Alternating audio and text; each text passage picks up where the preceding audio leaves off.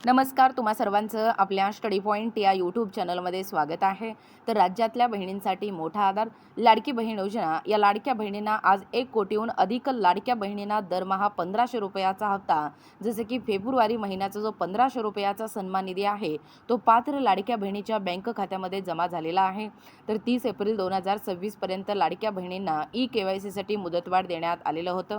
खरं तर राज्याचे महिला व बालविकास मंत्री आदिती तटकरे यांनी स्पष्टीकरण केलेलं आहे की ज्या लाडक्या बहिणीने ई-केवायसी पूर्ण केलेला आहे अशाच लाडक्या बहिणींना इथून पुढे 1500 रुपयाचा दर महिन्याचा हप्ता जो आहे तो नियमितपणे या ठिकाणी सुरळीत राहणार आहे। तर अशा लाडक्या बहिणी ज्यांची ई-केवायसी पूर्ण झालेला आहे अशा लाडक्या बहिणींची यादी ही तयार झालेली आहे।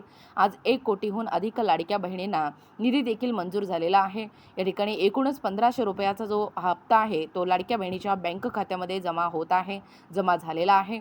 तर तुम्हाला या लाडकी बहीण योजनेसंदर्भात काय वाटतोय किंवा तुम्हाला किती हप्ते या ठिकाणी मिळाले व फेब्रुवारी महिन्यापासून ज्यांना हप्ता बंद झालेला आहे अशा लाडक्या बहिणीने आपलं नाव, तालुका या ठिकाणी नोंद करायचा आहे व आजपर्यंत तुम्हाला लाडकी बहीण योजनेच्या माध्यमातून किती पैसा मिळालेला आहे, कोणत्या महिन्यांपासून आपले हप्ते रखडलेले आहेत, नक्कीच या ठिकाणी कमेंटच्या माध्यमातून कमेंट करणं गरजेचं आहे।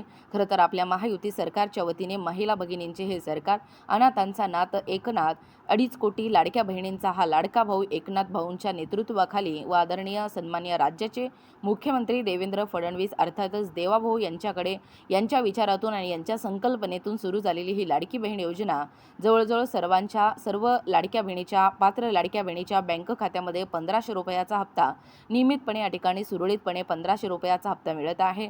तर 1 कोटीहून अधिक लाडक्या बहिणींना दरमहा 1500 रुपयाचा हप्ता मिळालेला आहे। खरं तर महिला भगिनींचे सरकार शिवसेना महायुती सरकारच्या वतीने ही योजना राबवण्यात येतो आहे। तर एकूणच आर्थिक सक्षमीकरणाच्या दिशेने पहिले पुढचे पाऊल टाकण्यात आलेलं आहे। बघा, तुम्हाला देखील या ठिकाणी हप्ते लवकरच या ठिकाणी वितरित होणार असल्याची माहिती राज्याचे महिला व बालविकास मंत्री आदिती तटकरे यांनी स्पष्टीकरण दिलेलं आहे। तुम्हाला या योजनेबद्दल काय प्रतिक्रिया आहे ते नक्कीच या ठिकाणी या व्हिडिओच्या माध्यमातून कमेंट होणं गरजेचं आहे।